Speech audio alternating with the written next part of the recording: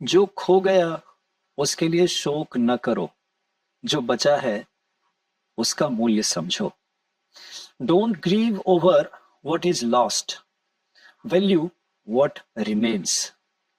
Hello my dear friends, आज के इस विचार के साथ हम अपने अगले सेट की तरफ बढ़ेंगे। इस विचार को अच्छे से समझ लें और इसी के साथ हम आज के सेट 6 को वर्ड पावर के 5 स्लाइड्स में देखने वाले हैं। 50 के आसपास वर्ड होंगे। चलिए इसी के साथ हम आज का सेट करते हैं शुरू। पहला कलेक्शन हमारे पास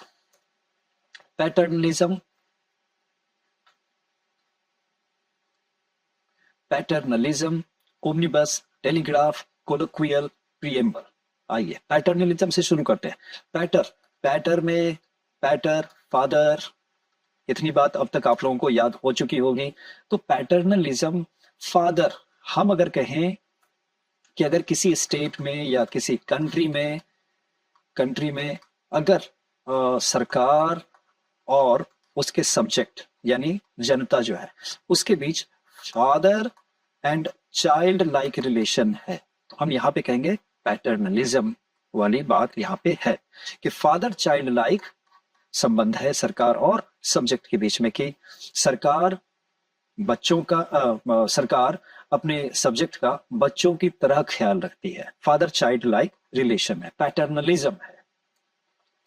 नेक्स्ट ओमनिबस में सपोज कीजिए कि आप एक राइटर हैं, आपने अलग अलग बुक्स लिखी, मान लेते हैं कि 1 2 3 बुक आपने लिखी है, तो ये अलग अलग पब्लिश हुई हैं। लेकिन अगर आप ओमनिबस पब्लिकेशन करना चाहे तो इसी में पहला, दूसरा, तीसरा तीनों इसी में आ जाएगा, तो पूरा आपका कलेक्शन एक ही बुक में आ गया, तो उसको हम कहेंगे ओमनिबस। ये स्पेशली बुक के लिए आता है।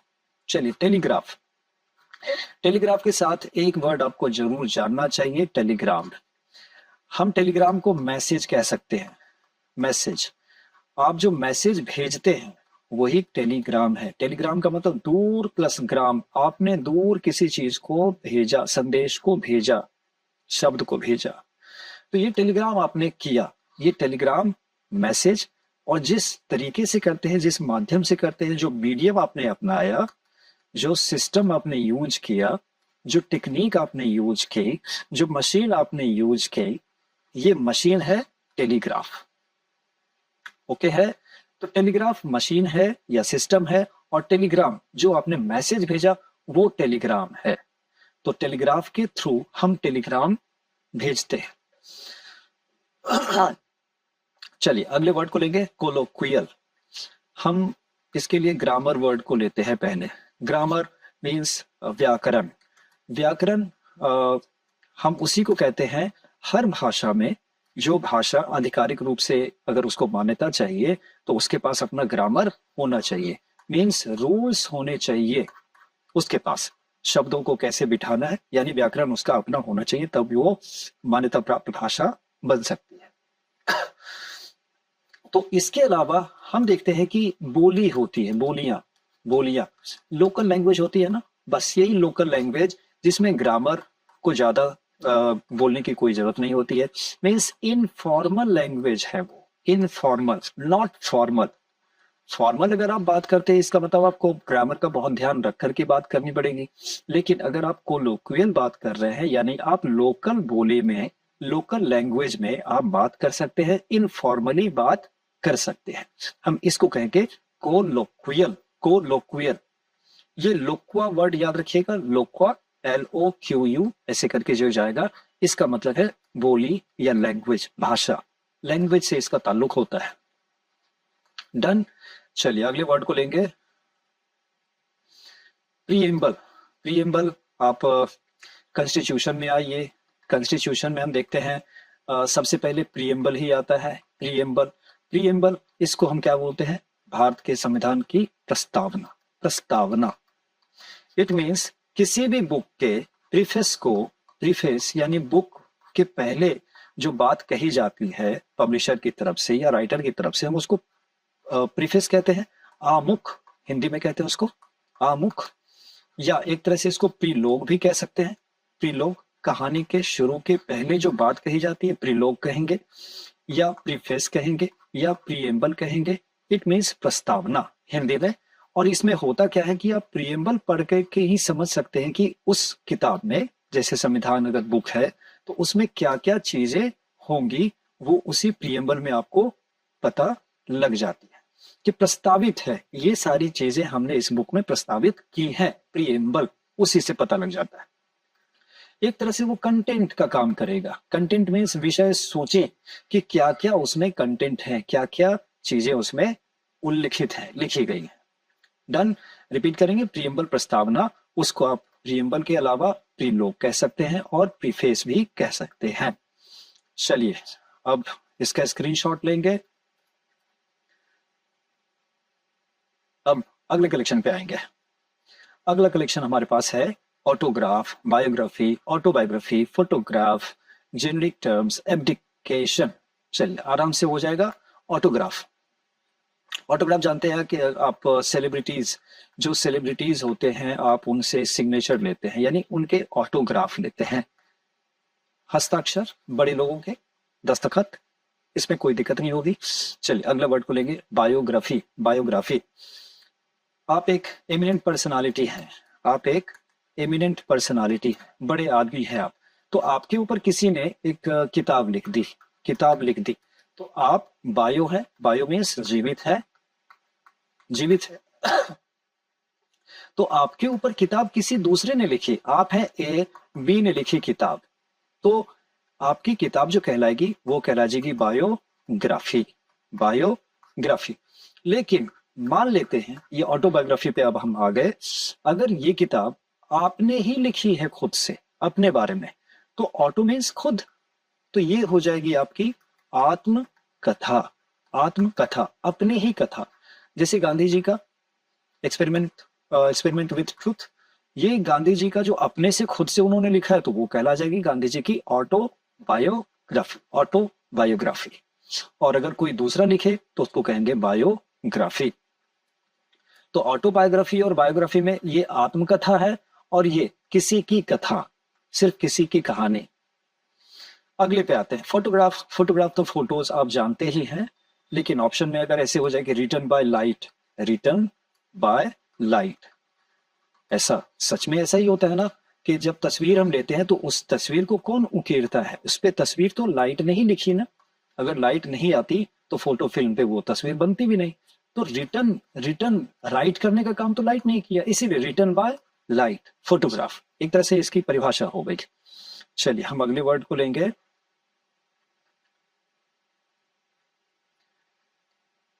अगला वर्ड है जेनेरिक टर्म्स। हम एग्जाम के लिए वन वर्ड सब्स्टिट्यूशन याद करते हैं ना, कई सारे वर्ड हैं, उसके बदले हमने एक किया। सपोज कीजिए कि आपने बोला पेनेशिया। पेनेशिया, पेनेशिया क्या है? A treatment for all diseases. अब मैंने बोला a treatment for all diseases, इतने सारे शब्द को हटा करके हम एक ही वर्ड कह सकते हैं, यानी इन जनरल, जनरलाइज हम करते हैं तो एक ही वर्ड में कह देते हैं पेनिशिया उसको। तो वन वर्ड सब्स्टिट्यूशन को हम जेनेरिक टर्म्स कह सकते हैं। दूसरा, इसमें जेनेरिक वर्ड को आपको ध्यान जरूर रखना चाहिए। मेडिकल टर्म में मैं आपको बता देता हूं, जेनेरिक मेडिसिन होती हैं, जेनेरिक मेडिसिन। जेनेरिक मेडिसिन उसको कहेंगे कि जो कि स्पेसिफिक नहीं है, स्पेसिफिक नहीं है, स्पेसिफिक मीन्स खास नहीं है।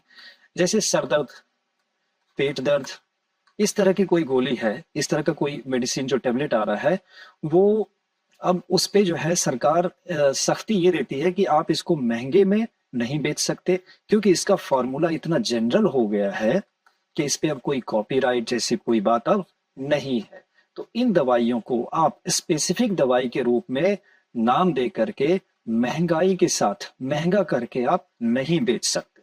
ये जेनरिक मेडिसिन है जो सरकारी अस्पताल में फ्री में मिले, और इवन केमिस्ट भी उसको कम कीमत पर ही बेचेगा, कम कीमत पर ही बेचेगा, क्योंकि वो जेनेरिक मेडिसिन है, वो स्पेसिफिक नहीं है, बड़ी बीमारियों के लिए वो इस्तेमाल नहीं होती है। या उसका, उसकी जो खोज है, उसकी जो कंपोजिशन है, अभी नई नई नहीं बनाई गई है, उस पर कोई कॉपीराइट का कोई चक्कर भी नहीं होगा। तो हम जेनेरिक टर्म्स को याद रखेंगे जेनेरिक मेडिसिन के साथ। अब आते हैं एब्डिकेशन पे। एब्डिकेट, सपोज कीजिए आप पीएम बन गए, और आपने 2 महीने के बाद, 2 महीने के बाद ही आपने गद्दी छोड़ दी, तो आपने क्या कर दिया, आपने एब्डिकेट कर दिया, पीएम के पोस्ट को आपने एब्डिकेट कर दिया, छोड़ दिया, त्याग कर दिया, त्याग कर दिया, एब्डिकेट कर दिया। चलिए अब इसका स्क्रीनशॉट ले लेंगे। ओके, चलिए तीसरे कलेक्शन पे आते हैं। तीसरा कलेक्शन है आपका एल्मनक, एम्फीबियन, एलिगोरी, एक्सियम, बेलिगरेंट। ओके, एल्मनक, एल्मनक क्या है? हम जंतरी उसको कह सकते हैं, जंतरी। अभी आपको एक्सप्लेन कर दूं। एक कैलेंडर आता है ना, एक कैलेंडर है जिसमें हमारे लगभग घरों में ना ठाकुर प्रसाद का कैलेंडर अक्सर होता है, ठाकुर प्रसाद का कैलेंडर, जिसमें शुभ दिन के बारे में जानकारी होती है, ग्रहों के बारे में जानकारी होती है कि कब कौन सी पूजा है, कब कौन सा शुभ दिन है, ये सब जानकारी जिसमें होती है हम उसको कहेंगे एल्मनक। एक तरह से कैलेंडर है जो एस्ट्रोनॉमिकल डिटेल भी बताता है, शुभ अशुभ के बारे में भी जानकारी देता है, एल्मनक। इसीलिए इसको जतरा या पंचांग, इस तरह से जो चीजें होती है हम उसको कहेंगे एल्मनक। Next, amphibian. एम्फीबियन आपको पता है उभयचर, उभयचर, उभय मीन्स दोनों, चर मीन्स रहने वाला, चलने वाला, तो उभय मीन्स पानी प्लस जमीन, यानी जमीन पर भी जो सरवाइव कर सकता है और पानी में भी जो रह सकता है उसको हम उभयचर कहेंगे, एम्फीबियन कहेंगे। चलिए अगला, एलिगोरी। एलिगोरी बढ़िया वर्ड है ये, इसको हिंदी में किसी तरीके से आप रूपक अगर कह पाए तो काम बन गया। रूपक, रूपक का मतलब होता है जैसे एक कौवा है, प्यासा कौवा, तो प्यासे कौवे की कहानी है, तो क्या वो सिर्फ प्यासा कौवा उसके बारे में कहानी है? नहीं, बल्कि वो इशारा इधर भी करता है कि अगर आप विटी हैं, आपके पास पेशेंस है, धैर्य है, तो आप मुसीबत का सामना कर सकते हैं। तो कहीं अगर इशारा करे कोई चीज, अगर कहीं दूसरी तरफ भी इशारा करती है, जैसे हम इडियम्स एंड फ्रेजेस देखते हैं, उसमें सेंटेंस जो कुछ कह रहा है वो लिटरल मीनिंग उसका नहीं होता है। ठीक उसी तरीके से कोई भी चीज, कोई भी चित्र हो सकता है या कोई राइटिंग मटेरियल है जो लिखी हुई बात है, उसका इशारा जब कहीं दूर हो, ये लिखा तो ये है लेकिन इशारा उसका इधर है, कह तो रहा है सर्कल लेकिन इशारा है उसका ट्रायंगल की तरफ, ऐसी चीजों को हम कहेंगे एलिगोरी। और अगर आप एलिगोरिकली अगर किसी चीज को बयां करते हैं तो आपने रूपक के तौर पे उसका इस्तेमाल किया।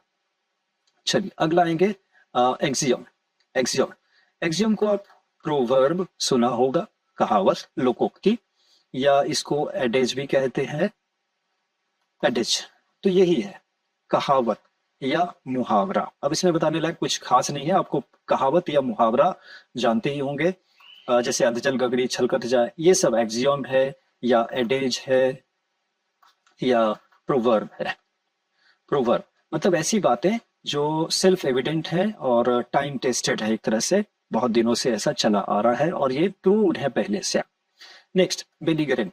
बेलिगरेंट में इसके साथ एक वर्ड में जोड़ रहा हूं, बेलिगरेंट नेशंस, NATIONS, बेलिगरेंट नेशंस, यानी इसको हिंदी में कहते हैं युद्धरत देश। युद्धरत देश, युद्ध में जो रत है, युद्ध में लगे हुए कंट्रीज। तो युद्ध में लगे हुए, इसका मतलब बेलिगरेंट का मतलब क्या हो गया? युद्ध करने वाला, यानी लड़ाकू, लड़ाकू, लड़ने वाले। तो अगर आपका नेचर बेलिगरेंट है तो आप लड़ाकू स्वभाव के होंगे। क्लियर है? अगला आने के पहले चलिए इसका स्क्रीनशॉट लेंगे। चलिए चौथे कलेक्शन पे आते हैं, फटाफट करेंगे काम। चौथा कलेक्शन हमारे पास है, okay, chronology, blasphemy, crusade, ephemeral, extempore, exonerate, gregarious, indelible. Okay, पहला क्रोनोलॉजी। क्रोनोलॉजी, क्रोनो, ये जब भी वर्ड आ जाए सफिक्स प्रीफिक्स जो है, तो ये टाइम के लेकर के बात करेगा, टाइम से इसका रिलेशन होगा, इतना ध्यान रखिएगा। तो क्रोनोलॉजी, क्रोनोलॉजी जैसे कभी कभी सपोज कीजिए कि मैं ये आपको दे दूं और अब कहूंगा कि इसको जो है असेंडिंग या डिसेंडिंग ऑर्डर में अरेंज करें। तो जो सबसे बड़ा है आप उसको अगर पहले रख लें, फिर उससे छोटा, फिर उससे छोटा, फिर उससे छोटा, तो ये आप जो अरेंज कर रहे हैं असेंडिंग या डिसेंडिंग ऑर्डर में, ठीक उसी तरीके से कोई घटना 1920 में हुई, कोई घटना 24 में हुई, कोई घटना 11 में हुई, तो आप इसको समय के हिसाब से तो करेंगे ना। तो सबसे पहले आप 1911 देना चाहेंगे, फिर 20 देना चाहेंगे, फिर 24 देना चाहेंगे। तो ये जो आपने अरेंज किया, ये क्रोनोलॉजिकली आपने अरेंज किया, यानी समय के हिसाब से। तो उसको हिंदी में कह सकते हैं ना, काल क्रम के अनुसार, काल क्रमानुसार। तो क्रोनोलॉजिकली आपने अरेंज किया। तो आपने किस चीज का ध्यान रखा? आपने क्रोनोलॉजी का ध्यान रखा। क्लियर है? अगले वर्ड पे आते हैं। चलिए, ब्लास्फेमी। एक वर्ड है ईश निंदा। ईश निंदा यानी ईश्वर की निंदा। निंदा मीन्स बुरा भला कहना। तो ईश न सिर्फ ईश्वर के लिए बल्कि अच्छे के लिए है, शुभ के लिए है, मंदिर मस्जिद के लिए है। तो अगर आप किसी धार्मिक चीज को लेकर के आप भला बुरा कहते हैं, तो आप जो काम कर रहे हैं, आप कर रहे हैं ब्लास्फेमी, ईश निंदा जैसी बात कर रहे हैं। अगले वर्ड पे आएंगे, क्रूसेड। क्रूसेड को आप इसको एक वर्ड इसके लिए दे रहा हूं आपको, धर्म युद्ध। धर्म युद्ध, और इसका सिर्फ धर्म से ताल्लुक नहीं होता है। क्रूसेड जब भी हम पॉलिटिकली या सोशली हम अगर रेडिकल चेंज लाना चाहते हैं, रेडिकल चेंज मतलब सेंटर से हम बदलाव चाहते हैं, पूरा का पूरा ही बदलाव चाहते हैं, तो आपको क्रूसेड करना पड़ता है। मींस आप ऐसे कैंपेन चलाते हैं, ऐसा कैंपेन चलाते हैं कि आपका समाज पूरी तरीके से बदल जाए। सपोज कीजिए कि आपको सोशलिज्म लाना है। सोशलिज्म लाना है तो आप चाहेंगे ना कि जमीन का बंटवारा, आर्थिक चीजों का बंटवारा, रिसोर्सेज का बंटवारा इक्वल रूप से हो, सबके पास हो। तो आप उसके लिए क्या करेंगे? जो कैंपेन चलाएंगे पूरे बड़े पैमाने पे चलाएंगे। तो आप जो एक्शन कर रहे हैं, इसी एक्शन को हम कहेंगे कि आप क्रूसेड क्रूसेड चाहते हैं, पूरा बदलाव चाहते हैं, रेडिकल चेंज चाहते हैं। अगला, एफिमेरल। एफिमेरल में एक इसके साथ एक वर्ड आपको जरूर जानना चाहिए या पता भी होगा, इटर्नल। इटर्नल मीन्स हम कहते हैं शाश्वत है कोई चीज, चिरस्थाई जिसको कहते हैं, चिर स्थाई, जो हमेशा के लिए बना रहेगा। चिर प्लस अस्थाई, चिर हमेशा के लिए, अस्थाई शाश्वत है। इसी का अपोजिट हम करते हैं एफिमेरल। एफिमेरल एफिमेरल मीन्स क्षण भंगुर। जैसे हम कहते हैं कि हम आज न कल मर जाएंगे, लेकिन समय तो इटर्नल है, समय इटर्नल है। और ह्यूमन बीइंग और जो भी वेजिटेशन है, पेड़ पौधे या धरती ग्रह, ये सब एफिमेरल है, आज है, 1000 साल के बाद खत्म हो जाएगा। तो जो हमेशा रहेगी इटर्नल, और जो अभी है और अभी नहीं हो जाए, हम उसको कहेंगे क्षणभंगुर यानी एफिमेरल। चलिए अगले वर्ड पे, एक्सटेम्पोरे। आप गाना तो गाते हैं मान लिया, और मैंने कहा कि एक गाना सुनाओ, और आपने तुरंत बिना किसी तैयारी के गाना गा दिया। बिना तैयारी के, ध्यान रखिएगा, बिना तैयारी के। आप पहले से कोई गाना तैयार करके नहीं आए थे सोच करके कि वहां ये गाना गाना है कहे जाने पर, नहीं। At the drop of the hat, at the, ये फ्रेज याद रखिएगा, at the drop of the hat. मैंने बस जैसे ही हैट को ड्रॉप किया, मैंने जैसे ही गुजारिश की कि ये गाना सुना दीजिए, आपने एक्सटेम्पोरे गाना सुना दिया बिना किसी पूर्व तैयारी के, उसको कहते हैं एक्सटेम्पोरे। अगला, एक्सोनरेट। एक्सोनरेट, ओनेरस एक वर्ड ध्यान रखेंगे, ओनेरस। अगर आप कोई काम ओनेरसली करते हैं, ओनेरसली मीन्स बहुत मशक्कत से, बहुत मशक्कत के साथ, बहुत मेहनत के साथ आपने काम किया, ओनेरसली किया, बहुत टफ काम था, तो एक्स प्लस ऑनरेट हम अगर करते हैं, एक्स प्लस ऑनरेट मीन्स आपको उस बोझ से, आपको उस भार से मैं बाहर करता हूं।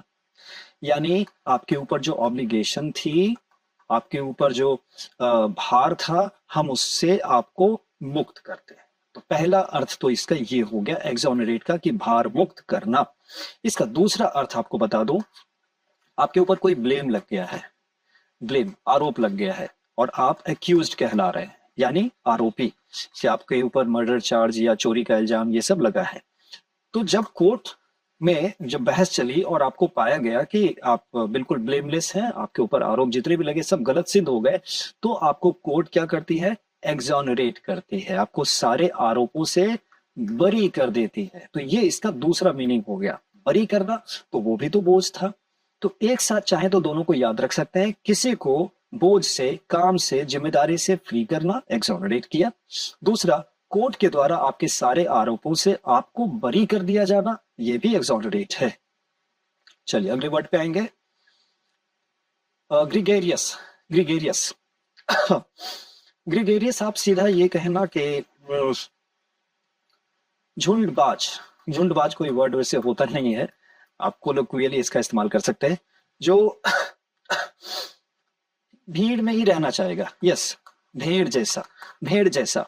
तो ग्रिगेरियस आदमी जो है, अकेला, अकेलापन ज्यादा होगा उसको, और अकेला रहना नहीं चाहेगा, वो भीड़ में ही रहना चाहेगा, भीड़ में ही रहना चाहेगा। बस इतना ही काफी है। और ज्यादा से ज्यादा आप ये कह सकते हैं कि भेड़ बकरियां जो होती है वो ग्रिगेरियन होती है, ग्रिगेरियन होती है, यानी ग्रिगेरियस नेचर की होती है, झुंड में रहना चाहती है।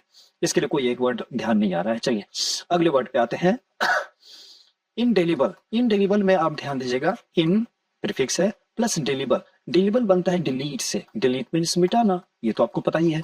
तो डिलीट, जिसको हम डिलीट नहीं कर सकते, जिसको मिटा नहीं सकते, तो इनडेलिबल। चुनाव में वोट देने जाते हैं ना, तो वहां पे हमें जो उंगली पे लगाते हैं वो क्या होती है, इनडेलिबल इंक होती है ना, वही है अमिट स्याही, जो जल्दी नहीं मिटाई जा सकती है, तो इनडेलिबल। चलिए इसका स्क्रीनशॉट ले लेंगे और रिपीट जरूर करेंगे। खास से खास वर्ड मैंने रखा हुआ है, एग्जाम में काफी चांसेस है कि इसमें से आ सकता है, पूरा चांस है। चलिए अगले पे आते हैं, लास्ट कलेक्शन हमारा इनफैलिबल है, इनएविटेबल है, nostalgia, panacea, pantheism, pedantic and plagiarism. Okay, पहला है इनफैलिबल। इनफैलिबल, इनफैलिबल में ध्यान देंगे, इन वही प्रीफिक्स प्लस फेल, फेल से बनता है ये फैलिबल। मीन्स सपोज कीजिए कि आप हैं मिस्टर परफेक्ट। मिस्टर परफेक्ट यानी हर काम को आप ऐसे करते हैं जिसमें खोट निकाल पाना, यानी कमी निकाल पाना बहुत मुश्किल है। क्यों? आप मिस्टर परफेक्ट हैं इसीलिए। तो हम कहेंगे कि आपके हर एक एक्शन को, आपका हर एक काम, हर एक डिसीजन क्या है, इनफैलिबल है, कि उसको तो झूठा साबित नहीं किया जा सकता, उसको गलत सिद्ध नहीं किया जा सकता, वो प्लान फेल हो ही नहीं सकता, फेल हो ही नहीं सकता, तो इनफैलिबल है। चलिए अगले पे आएंगे, अगला इनएविटेबल।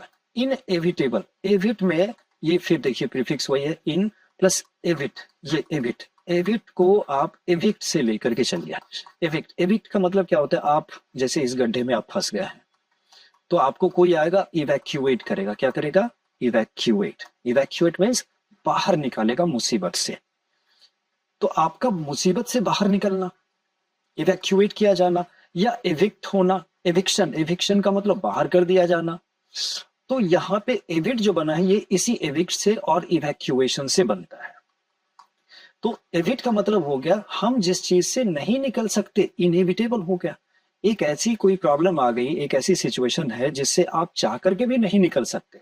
कहते हैं ना कि मैं किसी कारण से ऑफिस नहीं आ पाऊंगा आज, यानी due to some inevitable reason, यानी अपरिहार्य कारण। अपरिहार्य कारण था, यानी ऐसा कारण था जिसका परिहार नहीं किया जा सकता था, यानी जिसको त्याग करके मैं नहीं आ सकता था, जिसको छोड़ के नहीं आ सकता था, ऐसा रीजन था। वो था रीजन इनएविटेबल रीजन। चलिए मेरे ख्याल से इतना काफी होगा। अगला नॉस्टैल्जिया।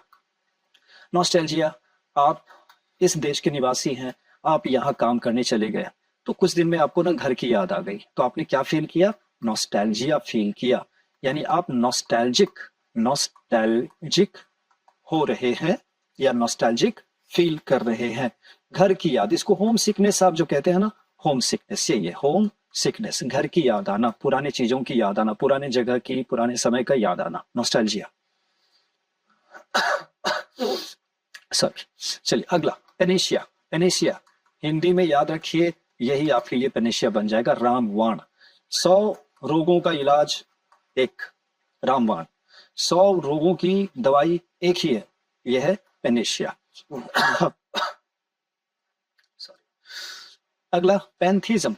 पैंथीज्म, इस पे चर्चा पहले ही कर चुका हूं। मान लेते हैं कि ये पूरे ब्रह्मांड में ये सारे ग्रह, इसको ग्रह ही मान लीजिए, पता नहीं क्या बन गया है। तो पैंथीज्म, पैंथीज्म का मतलब है कि जो आदमी ये कहे कि पूरा यूनिवर्स ही गॉड लाइक है, या यही तो गॉड है, गॉड लाइक कहें या गॉड कहें, जो ऐसी धारणा रखता है, ऐसी सोच है उसकी, वो पैंथीज्म को मान रहा है, यानी वो पैंथीस्ट हो जाएगा। पैंथीस्ट, इसका मतलब है कि इस धरती पे अगर मान लेते हैं 300 प्लस धर्म है, तो 300 के 300 धर्मों को वो मानता है। मानने का मतलब ये नहीं कि उसके ऊपर आचरण करेगा, बल्कि उसको गलत नहीं कहेगा, सबको अप्रूव करेगा, बोलेगा यस वो भी सही है, वो भी सही है, वो भी सही है। तो वो पैंथीज्म को अप्लाई कर रहा है और वो पैंथीस्ट कहलाएगा। होप इतना काफी है। अगला, पेडांटिक एंड प्लेजरिज्म, लास्ट दो वर्ड, पेडांटिक। आप अगर पेडांटिक हैं, ध्यान रखेंगे, आप अगर पेडांटिक है, इस पेडा में याद रखिएगा, पेड मीन्स पैर, और दूसरा पीडो, पीडो, पीडो बच्चे के लिए यूज होता है, बच्चा, छोटा बच्चा। तो अगर आप पेडांटिक है, अब ध्यान दीजिएगा, पेड और पीडो दोनों से जुड़ा हुआ ही है। एक बच्चा चारों पैर पे चलता है ना, इसलिए पेडो बच्चा और पीड पैर। तो पेडांटिक अगर आप हैं तो आप किसी को ना बच्चा समझते हैं। बच्चा समझते हैं का मतलब आप उसको पेडांटिकली ऑपरेट करना चाहते हैं, आप आदेश ऐसे देते हैं किसी को भी, जबकि वो आपसे उम्र में बड़ा भी हो सकता है, आदेश देते हैं as if he were a child, ऐसे आप बात करें जैसे वो तो बच्चा है। तो आप पेडांटिक नेचर के हैं, मीन्स किसी को भी अगर आप आदेश देते हैं कोई काम करने के लिए, तो उसको बच्चा समझते हुए बहुत ज्यादा डायरेक्शन दे करके आप उससे काम करवाना चाहते हैं। ये है पेडांटिक। तो पेडांटिक नेचर हो सकता है किसी का, जैसे टीचर्स अक्सर पेडांटिक होते हैं।